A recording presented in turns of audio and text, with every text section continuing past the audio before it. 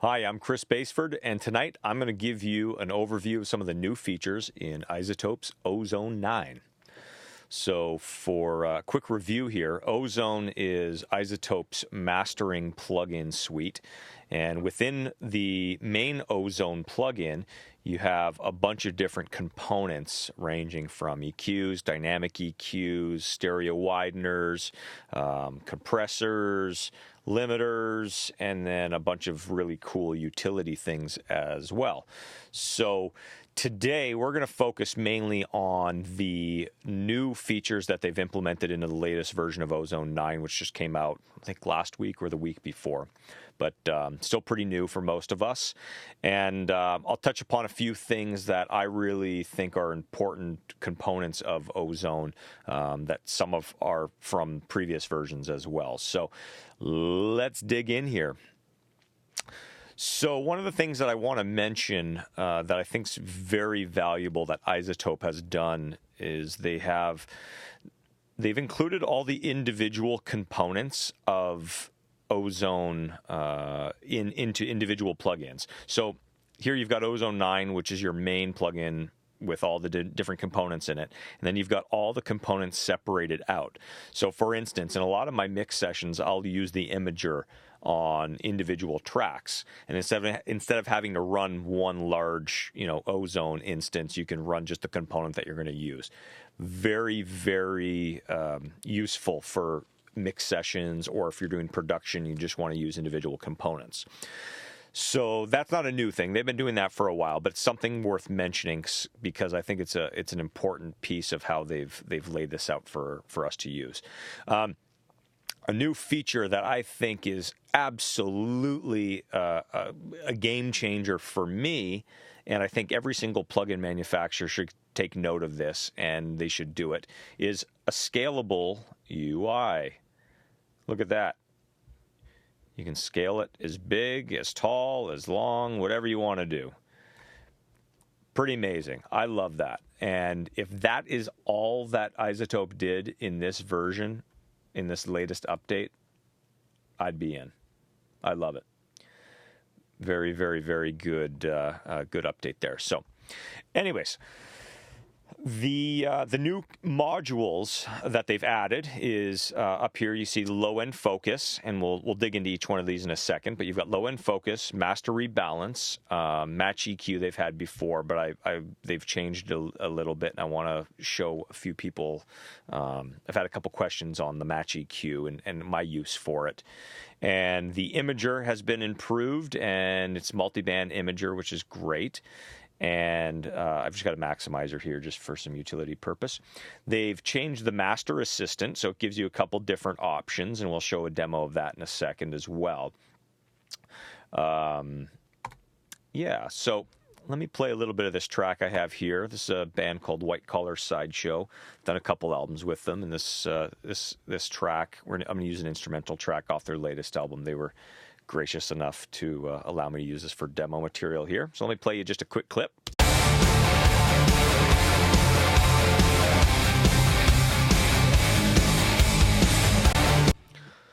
Good old-fashioned 4 on the floor hard rock. I like it. Okay, we'll pull up our plugin here. And like I said, scalable. You can do whatever you want. Set this the way you want it. So let's do this here. Okay. So really quickly, I just want to give a quick overview of this little master section here. They've got a gain match button that I always keep on. And what that does is it will match the gain of the bypass state versus the process state, which is very important. So that way you're actually comparing apples to apples. You're not just picking something as being better because it's louder. And it's nice because it does that automatically for you. The other thing that it has down here is it's got a reference track section that you can load in your own references and pick, the section of the song that you want to loop while you're playing your track. You can have the reference playing and switch back and forth by doing that. I'm not going to play the reference track because I don't want to get in any copyright BS with YouTube here. But anyways, very useful. And you've also got this codec button, And this is a pretty neat little button here. I won't spend too much time on it, but definitely want people to know what it does because it's pretty neat. When you master an album and then it gets sent to all the various places, it gets encoded in with different codecs, MP3s, AACs, FLAC, and there's some other different kinds of file types. But what this does, it provides you some of the more popular formats, MP3 and AAC, and then gives you a bitrate selection, and it lets you hear what your source is going to sound like through that encoding process. So let's listen here what an MP3 would sound like. Let's go 160.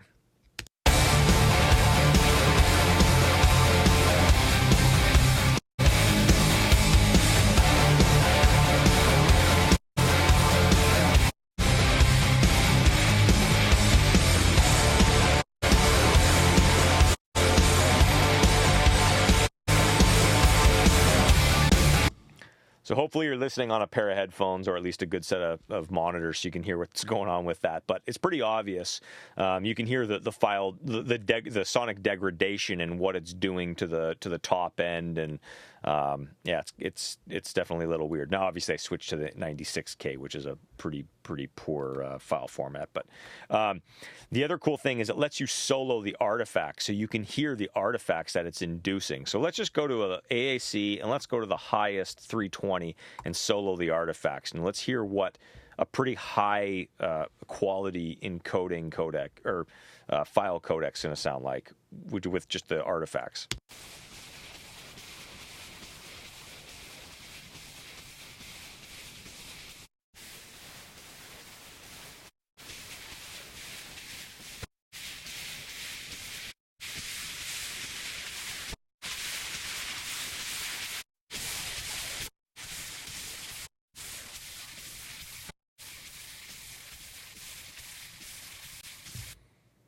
That's pretty interesting to hear that. You know, it's you can see what a drastic difference 160 to 320 makes. There's so much more of that high end kind of swirly artifact going on at 160, and the AAC and MP3 also sound different. You can hear what it's doing. So that's a cool little tool that they've included. That it's nice to be able to at least reference that. So, anyways, all right, to the fun stuff. New modules, low-end focus, mastery balance, amazing additions. The low-end focus does exactly what it says it does. It gives you some very, very simple controls over the low end to let you enhance it. I would imagine there's some stuff going on under the hood that we don't really know exactly what's happening.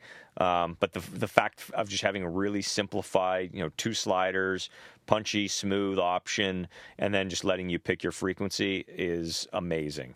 This is something I've played around with over the last couple days.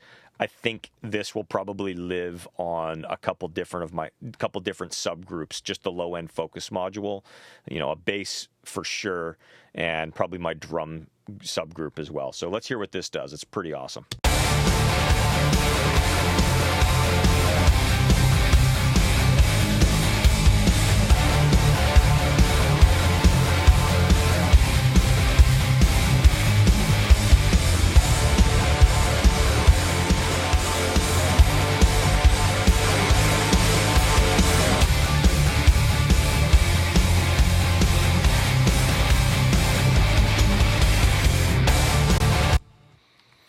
Very cool. I mean, it does exactly what it says it does. It's not, I mean, you can be subtle with it, but it doesn't have to be subtle, and you can really use that as a low-end enhancement tool. This contrast, basically, if you heard when it was in the positive percentage, it seemed to be bringing out the more prominent features of the low end. So like I was hearing the kick really come up and the bass come up, and then when you go in the other direction, it's almost like it's bringing up all the other stuff that's not quite as prominent, which is a cool feature. Again, you can think of some creative ways to use this. I'm just immediately just blown away by how quick and easy it is to just tailor the low end really nice and without it getting flubby or loose. It's pretty cool. The next module here, this one is this is some voodoo. I don't know how they're doing this, and I'm not going to get into the vocal one right now because this track's because I'm just using an instrumental. But listen to the way that this module can isolate and give you some control over the drums and the bass. Let's start with the drums. This blows my mind. Okay, check this out.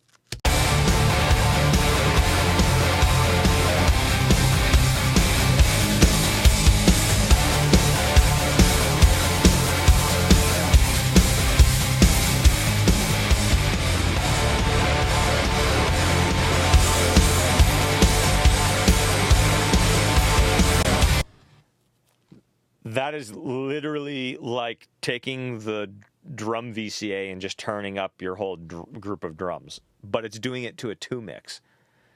That is some like crazy voodoo. Very, very cool. Let's hear the same thing, but on the bass.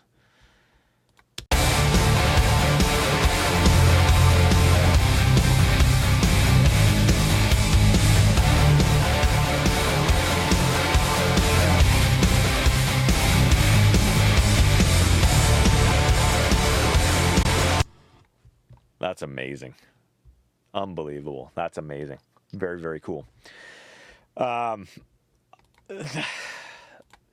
There's you know, I mean, the vocal, I've used the vocal one. It's just, this track isn't really super conducive for the vocal because I got a lot of vocals spread out wide and stuff like that. But there's so many times when I'll send a track that, you know, everybody's liking, the mix is done, I'll send it out to mastering, and the mastering engineer will get it sounding even better, but it's like the vocal and the snare and the kick just gets kind of squashed down, and then I need to pre-print another mix with everything just a little bit louder so that once it goes through the compression and the limiting, it's kind of back where it needs to be. This tool alone for a mastering guy is, again, just the master rebalance, that module on its own is going to be so valuable for just being able to turn up the vocal that one little bit or turn up the drums that one little bit, especially after some of the processing's been done, or if you need to do it pre-processing in order to just give yourself that little bit more room to squash it down. Incredible. Really, really, really cool. So the next module here is Match EQ. So this isn't necessarily a new module, but it now is available in the standalone plugin menu, which is nice. I'm going to show you what it does from like a master standpoint when you're trying to match mixes. But the thing that I use it for is actually for matching. Well, the thing I've used it for in the past the most, and this is going to be nice having the individual component, is I've used it for matching vocal takes from different sessions on different mics. You can analyze it basically. Well, let's just show you here. So I've got my reference track loaded in here, and I've played a little bit, and I've captured the overall curve of it. Now I'm going to capture my source.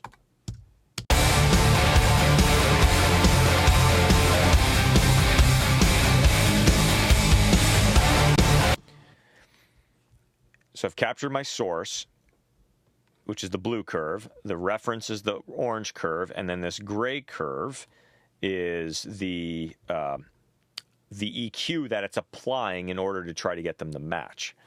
And you can smooth it out here, or you can leave it very coarse with all these little jagged EQ curves.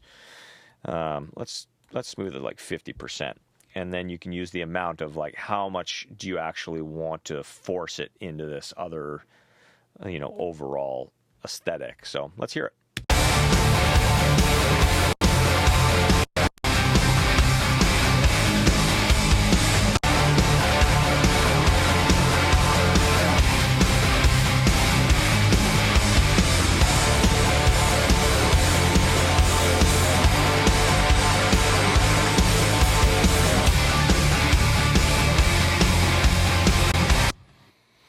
That's pretty cool too.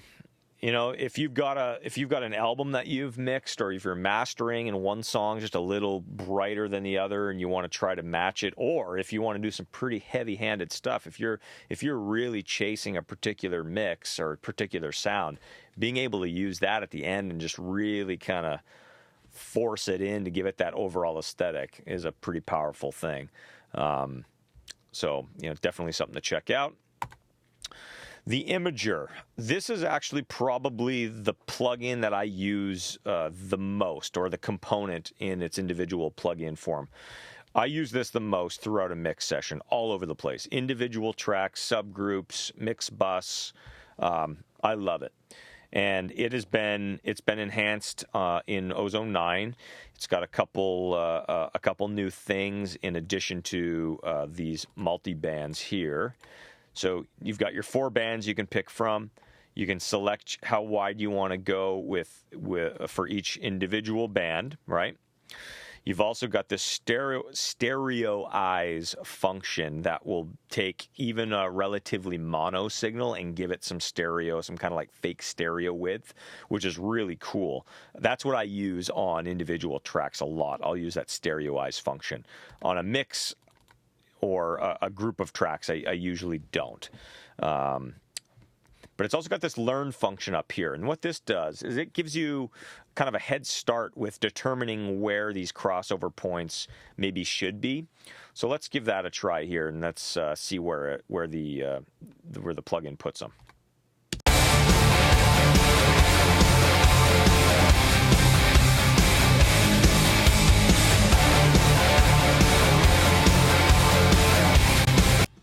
Cool. So it put the crossover points, you know, 8K, 1.3, 200. And this is really cool because what you can do is you can take the top end and spread it really wide, and then kind of just gradually go back down to more of a mono. I mean, you can go full mono in the low end and just kind of gradually have it get wider. So let's hear this.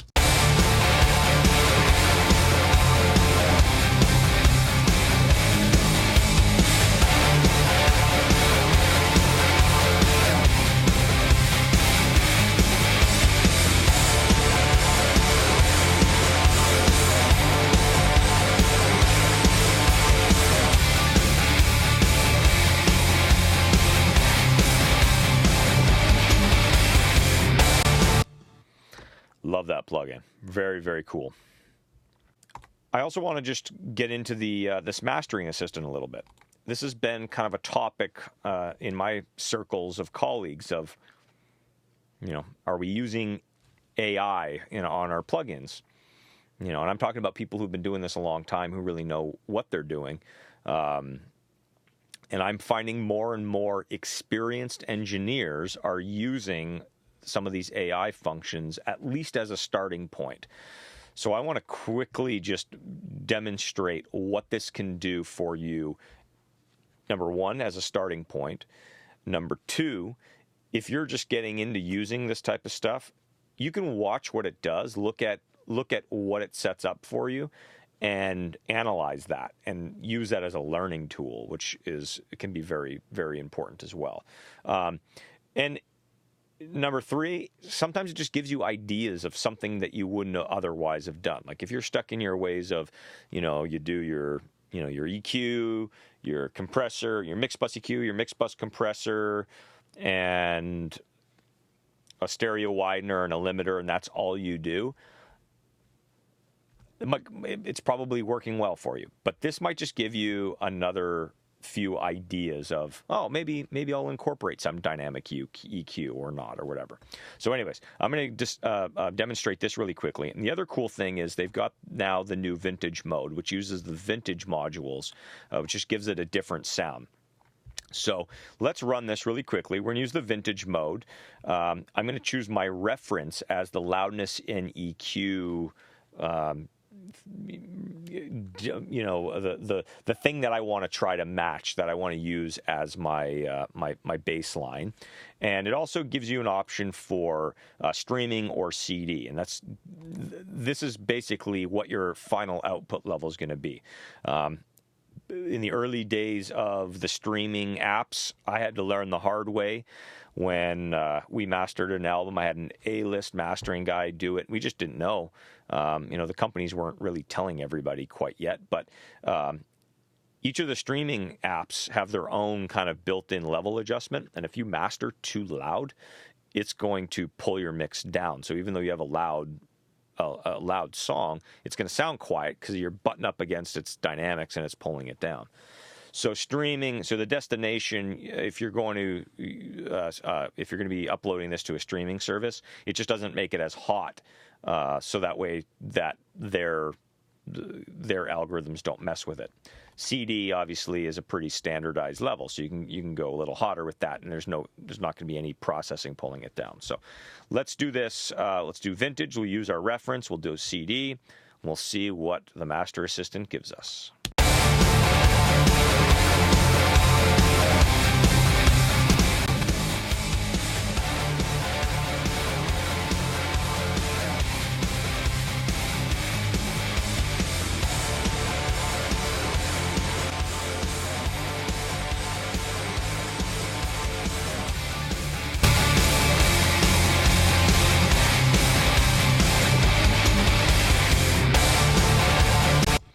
Okay, so it put in an EQ with just a little bottom roll off and some top coming down. Gave us a vintage EQ. It looks like just another little low, adding some highs and cutting some lows, just kind of giving it that tilt EQ. We got a vintage limiter. And they went with the modern setting on that, and then did a maximizer at the end. So again, we were using my reference track here as kind of what we wanted the overall dynamic and EQ aesthetic to be. So let's hear what it did. Remember to put our gain match on.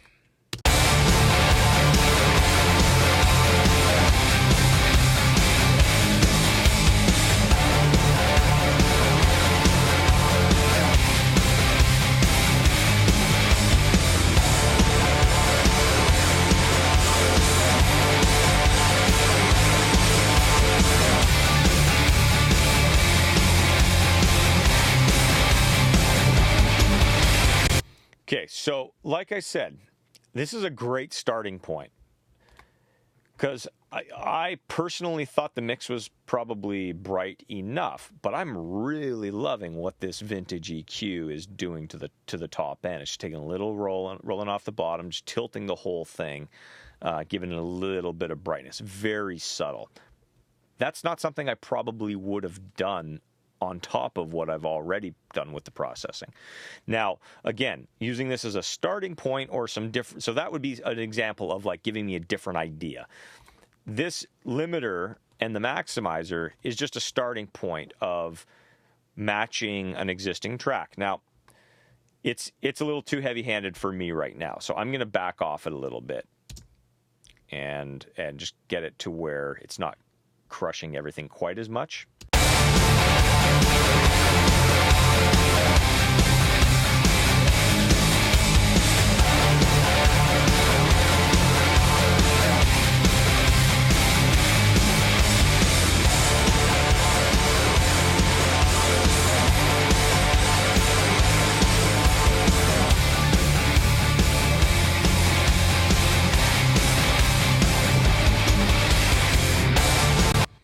Okay, so in about 3 minutes, I just got myself a really nice finalizer kind of pseudo mastering chain that took an otherwise, I thought the mix was in a really good shape and just gave it that extra few percent. I really, really like this. And that may have taken me, I don't know, a half hour to put together a chain of plugins and try some stuff and try different settings and end up with a result that's going to, get me to where I'm at. Plus, the time it takes to go through that, you might lose perspective. So I love these AI, algorithms, at least to give you a starting point. And if that's all you use them for, I think it's definitely gonna help your workflow. So Anyways, there you go. That's a little bit of Ozone 9. Very, very powerful plugin. I suggest you check it out if you don't. If you have Ozone 8 already, in my opinion, this is absolutely worth the upgrade. Some plugins, you know, to be honest, when they do an update and they add a few things, some of it's not worth it. This does not fall into that category. This, I believe, the low end focus module is awesome. The new vintage modules that I've played with are very, very cool. And like I said, even just having the scalable UI, I mean, for me, that closes the deal already. So definitely check it out. If you've got any questions, put them in the comments below. I will get to them. If you want me to focus on any individual plugin component, I can do another video. If you guys have any questions about those, please hit the like button if this was helpful and subscribe to my channel. I'm going to be having some more plugin videos coming in the future. I want to start doing a regular series of sharing things that I really like and use on a daily basis with you guys. So hopefully you enjoyed that, and tune in for the next one. Thank you so much. I'm Chris Baseford. I appreciate you checking this out, and we will talk to you soon.